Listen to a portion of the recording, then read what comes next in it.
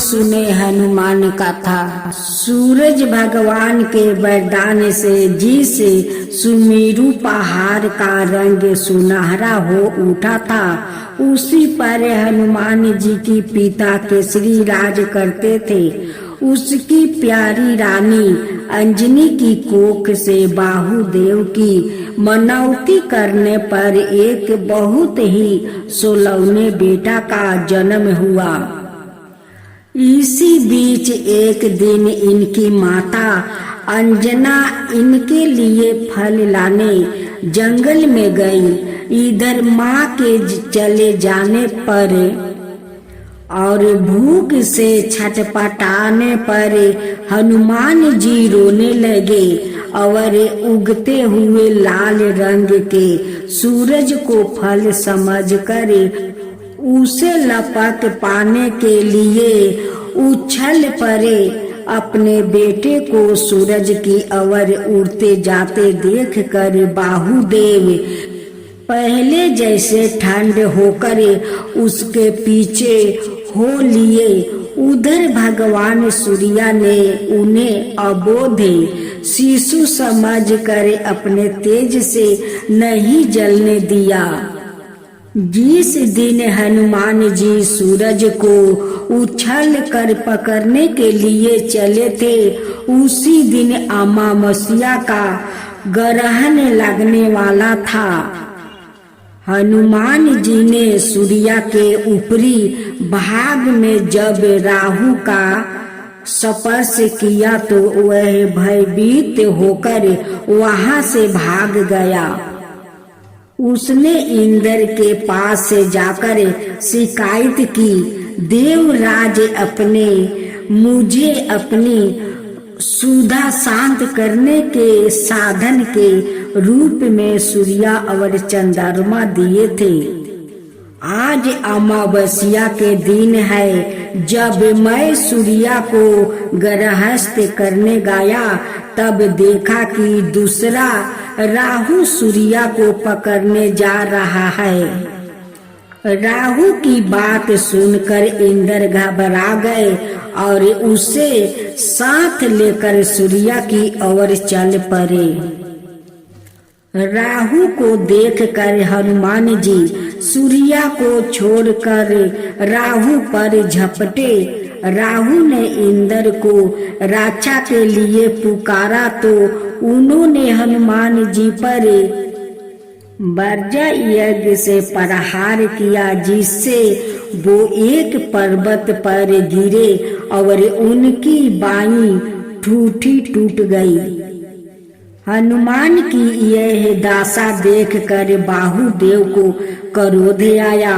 उन्होंने उसी क्षण अपनी गति रोक दी। इससे संसार का कोई प्राणी सांस ना ले सका और सब पीड़ा से छटपटाने लगे। तब सारे सूर्य असुर यक्ष किन्नर आदि ब्रह्मा जी की शरण में गए। ब्रह्मा उन्हों सबको लेकर बाहुदेव के पास गए। वो मूर्छित हनुमान को गोद में लिए उदास बैठे थे। जब ब्रह्मा जी ने उन्हें जीवित किया तो बाहुदेव ने अपनी गति का संचार करके सभी प्राणियों की पीड़ा दूर की। फिर ब्रह्मा जी ने सभी देवताओं से कहा, यह बच्चा तो आप लोग देख रहे हैं, वो आगे चलकर आप लोग का बहुत बड़ा काम करने वाला है। इसलिए आप सब लोग मिलकर इसे अच्छे अच्छे वर दे।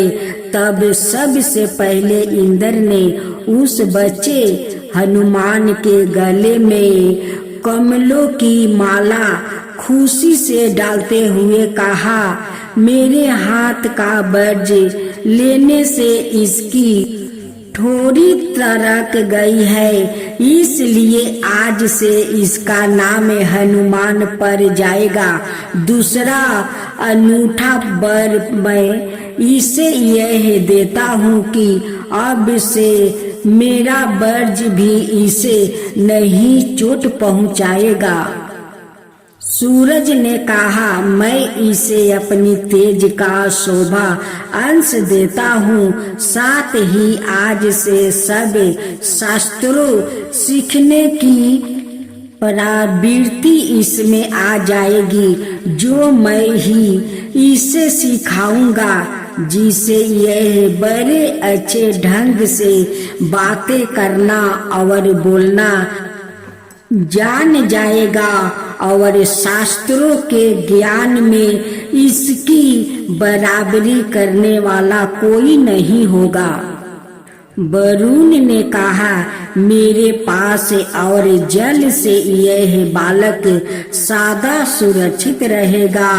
शनि देव ने आशीर्वाद देते हुए कहा, इन्हें मेरा काल दंड भी नहीं छुएगा और या सादा ऐसे ही भले चंगे हट्टे गट्टे बने रहेंगे।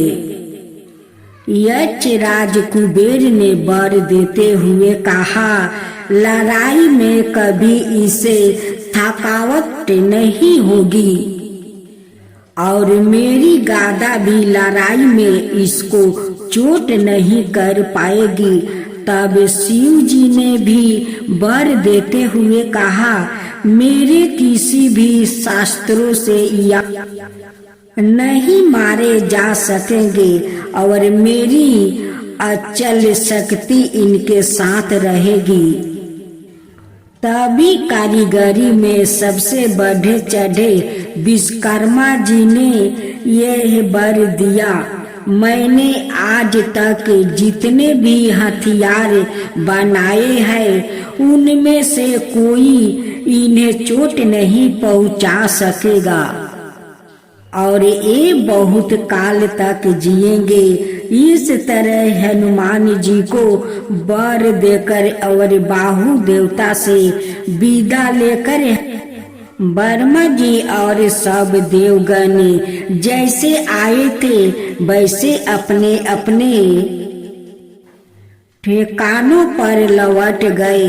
बाहु देवता भी भाला हनुमान जी को गोद में लिए अंजना के पास आकर उसे देवताओं के वरदान की बात बताकर चले गए।